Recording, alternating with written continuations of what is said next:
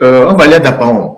On va aller à Dapaon, pourquoi? Parce que il y a de cela quelques semaines, j'avais fait plusieurs lives ici pour vous parler des difficultés des agriculteurs, nos frères qui sont à Dapaon, les agriculteurs qui sont à Dapaon, et qui ont de la peine à écouler les produits de leurs champs, donc les céréales qui sont emmagasinés, qui sont dans les magasins, qui pourrissent et tout ça. On a même fait un article et je pense que j'ai fait un live là-dessus. Et depuis, la situation ne s'est pas améliorée. Quand le paradoxe, c'est que quand la Chine ou le Japon ou je ne sais pas quel pays encore nous envoie du riz gratuitement, nous avons nos paysans qui sont à l'intérieur du pays, qui ont des stocks du riz, qui ont des stocks de soja, qui ont des stocks du haricot et du maïs, qui sont en train de pourrir. Suivez le décryptage avec Afrique TV 55, la chaîne au cœur de l'actualité politique togolaise. Parce que, justement, il y a des décisions, je ne sais pas, des décisions irresponsables qui ont été prises au niveau de l'État, qui empêchent ces paysans-là d'écouler les marchandises, les fruits de leur labeur et pouvoir gagner de l'argent pour payer même les microfinances. Parce que les gens qui sont à l'intérieur, parfois, ils vont faire des prêts pour pouvoir payer les champs, payer les métayers, payer les tracteurs et tout ça. Et donc, moi, je croyais que le phénomène ils ont dû prendre des dispositions pour mettre fin et aider les paysans à écouler les marchandises. Il n'en est absolument rien. Et ensuite, le deuxième sujet, on a parlé des tracteurs ici, il y a 2 semaines. Quand Fort est allé prendre des photos devant quelques tracteurs à Tchitchao là-bas, je vous ai dit d'où venaient ces tracteurs-là, que c'est des tracteurs qui étaient dans le pays depuis 1 an et demi. On demande aux paysans de venir les acheter à 6 millions. Les coopératives n'ont pas d'argent. C'est des gens qui ont été escroqués. Et donc, ces tracteurs sont entreposés à la direction régionale de l'agriculture. Et quand ils ont voulu faire leur cinéma, ils ont ramené tous ces tracteurs-là à Tchitchao. Et vous allez entendre les agriculteurs qui parlent des difficultés qu'ils ont à trouver des tracteurs pour labourer leurs champs. En ce moment-ci, où c'est la saison pluvieuse et c'est la saison des champs qui commence. Certains vont même louer les tracteurs au Ghana. Vous imaginez ça? Certains vont chercher les tracteurs au Ghana. D'autres, ils n'ont pas les moyens pour s'offrir ces tracteurs-là. Ces vidéos ont été réalisées par nos confrères de la Bali, le site Internet.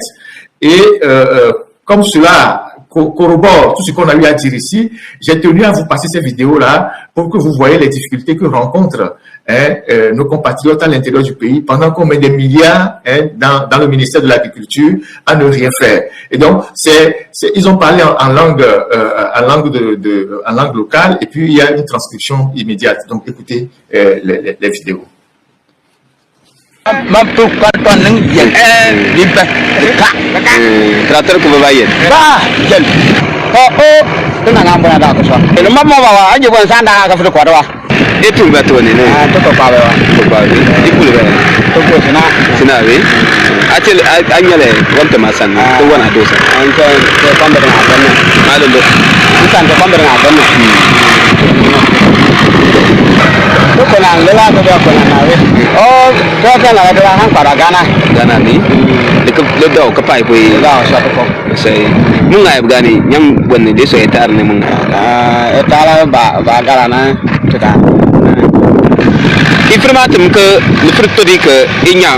Le 13 janvier 1963, à 2 heures du matin. Lomé, Togo, un coup de feu déchire la nuit. Le premier président du Togo, Sylvanus Olympio, s'effondre, à quelques mètres de l'ambassade américaine, où il cherchait refuge. Qui a appuyé sur la gâchette? Gnassingbé Eyadema, celui qui l'a affirmé, puis nié? Un sous-officier français de la garde présidentielle? Ou une puissance étrangère qui voulait sa mort? 60 ans après, la vérité est enfin dans vos mains. Ce livre, tiré d'archives post-coloniales togolaises, révèle ce que l'histoire officielle a soigneusement caché. Les vrais commanditaires de l'assassinat d'Olympio, la montée au pouvoir de la dynastie Gnassingbé. Les complicités étrangères jamais assumées, les secrets enfouis depuis plus de 60 ans, ne laissez pas l'histoire vous être volée. Le lien est juste en dessous de cette vidéo, cliquez, téléchargez, et découvrez la vérité.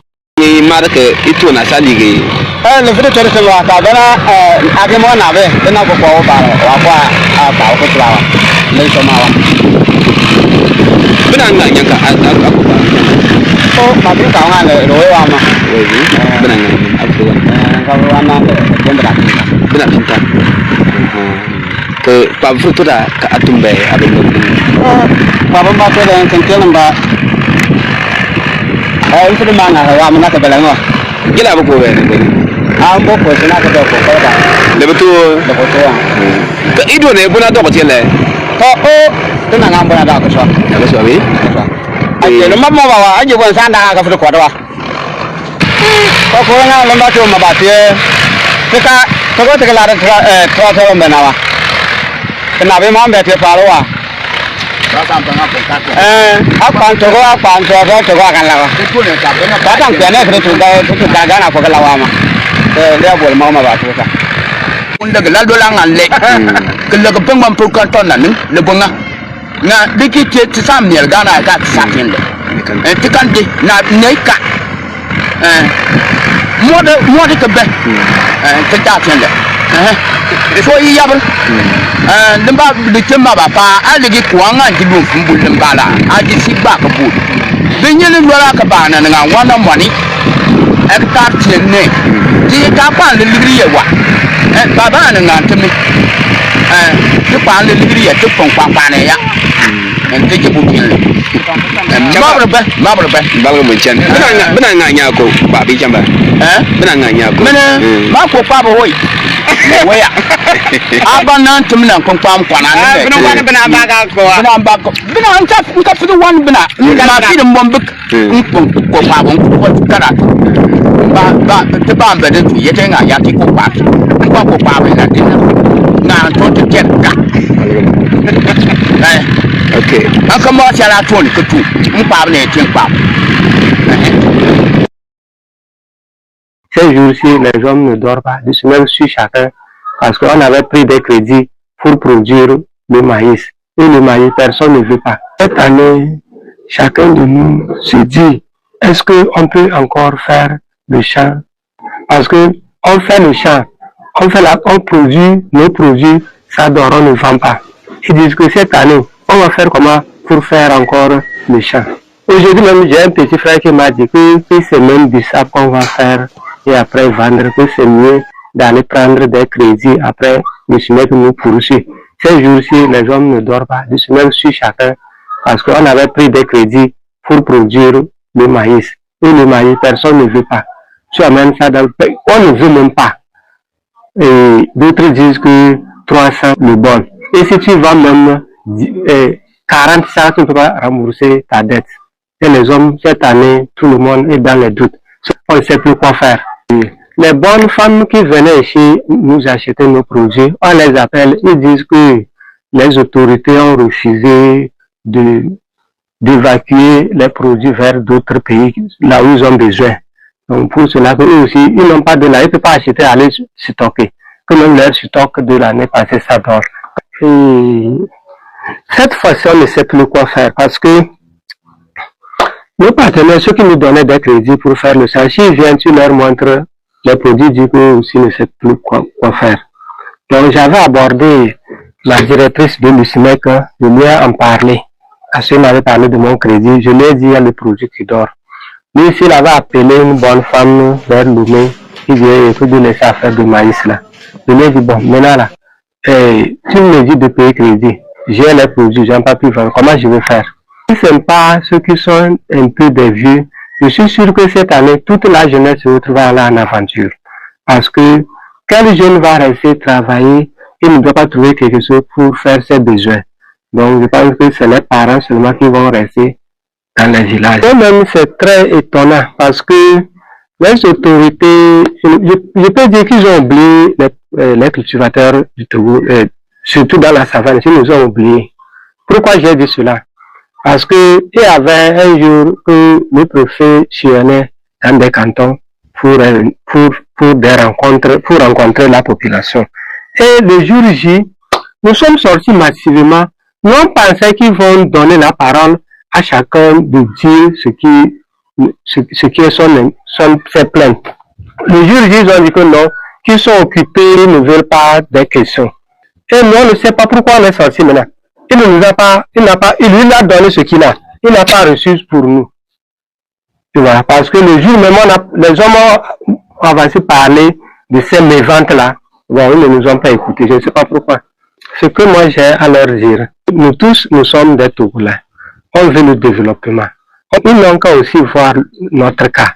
Je prie que le gouvernement, même notre président du conseil des ministres, n'a qu'à au moins mettre face vers les producteurs. Même si c'était possible, lui-même pouvait au moins faire des pas chez des producteurs pour voir la réalité qui se trouve à la base. Sinon, franchement, ici, non, nous sommes détruits, on ne vit plus. Parce qu'on dit qu'on est en paix, mais les producteurs ne vivent pas. Parce que tu dois prendre 18 100 francs pour aller acheter un sac d'engrais. Maintenant, pour vendre le sac de maïs, on te donne 12 500. 2 sacs de maïs pour avoir un sac d'engrais. Vous voyez que notre savane ici, les sols sont pauvres. Je prie beaucoup de voir les producteurs aussi, comment on va faire pour vivre ensemble. On vit bien, nous on ne vit pas bien. Est-ce que c'est bon? La population aussi va diminuer parce que on comptait sur la jeunesse. Ceux qui ont la force vont fuir, laisser les vieux. Demain, est-ce que on peut trouver encore ceux qui vont travailler, on va manger? Donc, il faut que les autorités voient dedans pour que les produits puissent sortir dans les meilleurs délais, pour que les cultivateurs aussi n'ont qu'à faire leur travail. Parce que nous sommes travail. Donc, voilà le drame que vivent les paysans, les cultivateurs dans la région des savanes et certainement dans d'autres régions du Togo. Et c'est une région qui est déjà très affectée par ce que vous savez, donc le djihadisme et tout ça. Et c'est une région, l'une des régions, c'est la région la plus pauvre du Togo. Et donc aujourd'hui, les paysans ont produit, ont cultivé, ont produit, et les produits sont dans les magasins en train de pourrir. Comment vous pouvez imaginer que dans un pays où les gens ont faim, dans un pays où il y a la malnutrition, où les populations ont de la peine à manger 2 fois par jour, les paysans produisent et n'arrivent pas à écouler ça. Et les produits sont dans les magasins, dans leur chambre en train de pourrir. Du maïs, du soja, du haricot, du mil, tout ça. Comment est-ce qu'on peut imaginer ça? Si ce n'est pas la faillite même de la gouvernance, que des gens produisent. Parce que l'agriculture, à ce que je sache, c'est 40% de l'économie. Donc, si les agriculteurs qui se battent déjà, qui vont faire des prêts pour pouvoir travailler à la force de leurs bras, ne peuvent pas jouir des produits de leurs efforts et que les jeunes soient obligés de quitter cette région-là et aller vers le Ghana, c'est quand même incroyable. Et ils l'ont dit, ils vont chercher les tracteurs au Ghana. Ceux qui sont pas trop loin de la frontière, c'est au Ghana qu'ils vont chercher les tracteurs pour venir labourer leurs champs. Et pourtant, on nous a montré la dernière fois, la veille du 27 avril, des tracteurs à Chichao pour dire que oui, le Togo a mis beaucoup d'argent pour la mécanisation de l'agriculture. Je vous ai dit que c'est une supercherie. Voilà les témoignages. Voilà les témoignages. Donc, si le Ghana n'avait pas bien organisé ses agriculteurs, puisque ce sont les mêmes peuples, les gens ont des frères de l'autre côté de la frontière, est-ce que eux, ils vont aller chercher les tracteurs chez leurs cousins au Ghana pour venir labourer les champs au Togo? C'est quand même incroyable. Et donc, c'est un pays qui est laissé totalement à l'abandon. Il y a que des mots, des phrases, des slogans qu'on balance dans l'opinion, mais dans les villages, dans les localités, les gens sont dans une situation de détresse totale. Voilà des gens qui ont produit. Ils ont produit. Il y a beaucoup qui ont des céréales dans leurs magasins. Et le céréal est en train de pourrir dans les magasins. C'est ça la réalité du Togo. Loin de tout ce qu'on raconte aux gens. Ce sont les paysans, vous avez vu ce qu'ils sont en train de dire, qu'ils veulent même que le président du conseil, je ne sais pas quoi, lui-même vienne voir la réalité. Que lui-même il descende, peut voir la réalité de ce qui se passe sur le terrain, comment ils vivent, et qu'eux ils ne vivent plus dans la région des savanes. Et je suis sûr que dans d'autres localités du Togo, c'est pareil. Et avant de quitter la région des savanes, je vais vous montrer une école qui a été, je ne sais pas, qui est aussi laissée à l'abandon, EPP Taltentchété de Barkwasi, où il y a une partie de l'école qui a été emportée par je ne sais pas quoi. Voilà une des écoles, toujours dans la région des savanes, EPP Taltentchété vers Barkwasi, où les enfants, ça ce sont les enfants de la République, les enfants de la République, c'est une richesse de la République, comme on le dit partout. Ils seront les cadres de demain, ils seront les décideurs de demain. Voilà dans quelles conditions ils vont à l'école. Certains vont à l'école dans certains villages. On avait montré plein d'autres écoles, c'est parce qu'on est à Dapaon avant de partir que je montre ça. Et vous voyez ça? la dernière fois que nos ministres sont allés au Kirghizistan, on aurait pu faire juste l'économie des dépenses de ces 13 ministres-là, qu'on devait construire 2 grands bâtiments scolaires de 4 classes pour une école comme ça. Si on suppose, mais on peut même construire plusieurs bâtiments scolaires. Si on prend l'argent de 2 ministres au cours de ce voyage au Kirghizistan, qui n'a rien rapporté au Togo, on va construire 2 bâtiments, pas 2 salles de classe, 2 bâtiments scolaires pour régler le problème de ces enfants-là qui sont dans la nature en train d'étudier à la merci du vent, du soleil, de l'eau, de la pluie et tout ce que vous pouvez imaginer.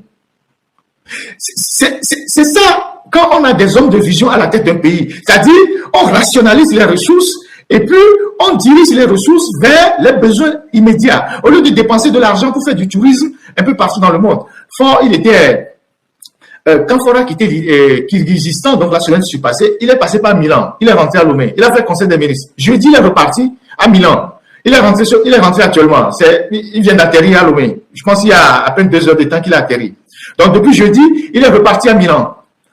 Et donc, quand on prend le coût de tous ces voyages-là, on va faire un forage quelque part, on va construire une salle de classe quelque part, on va construire un dispensaire quelque part pour sauver des vies humaines. C'est vrai que bon, lui fait le tour Lomé-Milan, certainement pour d'autres raisons que je vous dirai plus tard, mais ces fréquentations à Milan, ça devient de plus en plus raccourci, rapproché, et bon, on sait plus ou moins ce qui se passe, mais bon, je ne vais pas dire tout ça aujourd'hui, mais tout ça, c'est des dépenses inutiles. On amène 13 ministres au Kirghizistan. On ne ramène rien au pays. Mais voilà les conditions dans lesquelles ces enfants-là fréquentent. Si on prenait un seul billet d'avion d'un seul ministre parmi les 13 là, on aurait déjà retapé ces salles de classe pour permettre à ces enfants de la République d'aller à l'école. C'est ça la réalité. Malheureusement. Si on sacrifiait un seul ministre dans ce voyage-là, on aurait déjà construit cette école-là, en bonne et due forme, pour que les enfants aillent à l'école.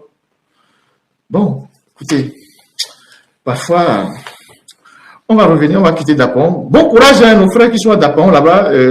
Beaucoup de courage à vous. Vraiment, c'est dommage, mais bon, qu'est-ce que vous voulez?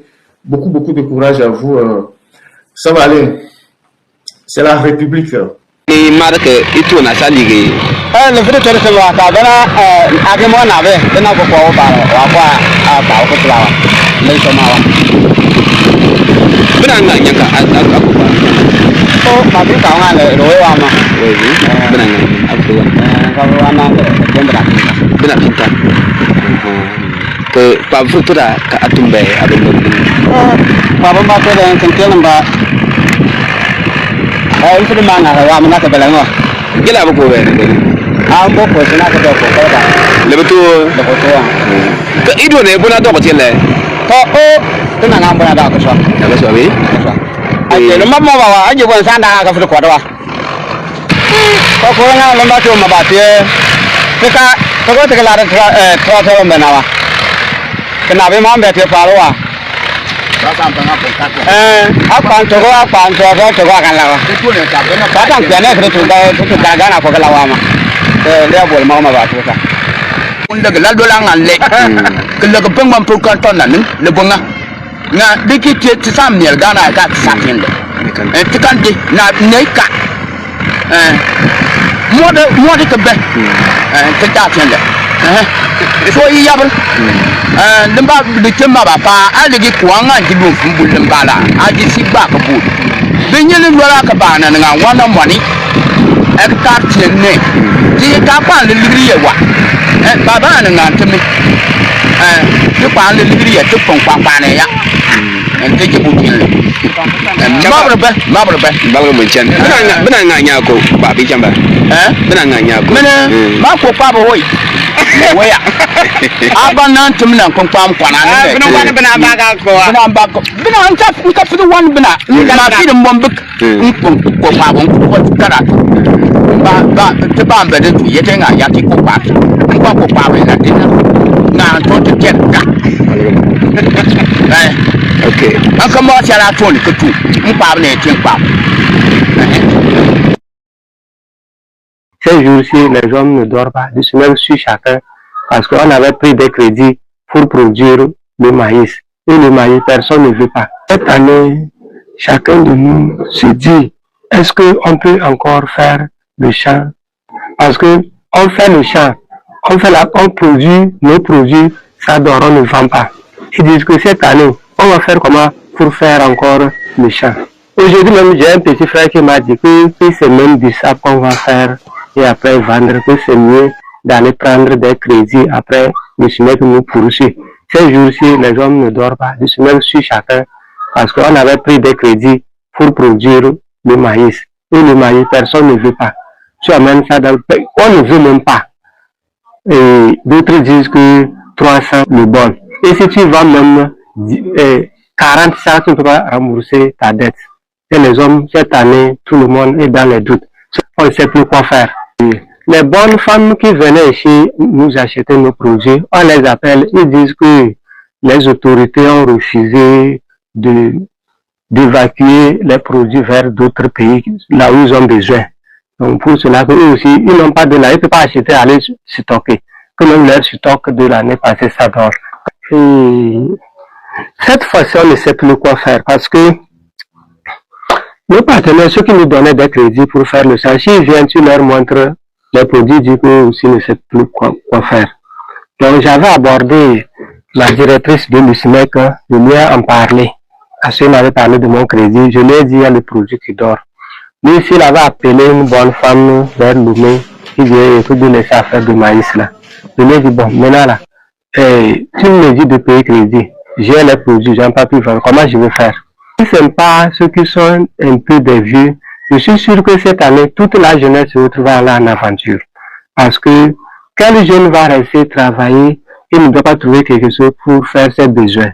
Donc je pense que c'est les parents seulement qui vont rester dans les villages. Moi-même, c'est très étonnant parce que les autorités, je peux dire qu'ils ont oublié les cultivateurs du Togo, surtout dans la savane, ils nous ont oubliés.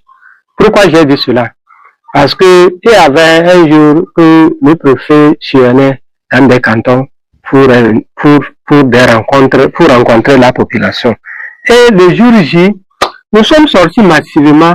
Nous on pensait qu'ils vont donner la parole à chacun de dire ce qui est ses plaintes. Le jour J, ils ont dit que non, qu'ils sont occupés, ils ne veulent pas des questions. Et nous, on ne sait pas pourquoi on est sortis maintenant. Il ne nous a pas, il lui a donné ce qu'il a. Il n'a pas reçu pour nous. Tu vois, parce que le jour même, les hommes ont avancé parler de ces méventes-là. Bon, ils ne nous ont pas écoutés. Je ne sais pas pourquoi. Ce que moi j'ai à leur dire, nous tous, nous sommes des Togolais. On veut le développement. Ils n'ont qu'à aussi voir notre cas. Je prie que le gouvernement, même notre président du conseil des ministres, n'a qu'à au moins mettre face vers les producteurs. Même si c'était possible, lui-même pouvait au moins faire des pas chez des producteurs pour voir la réalité qui se trouve à la base.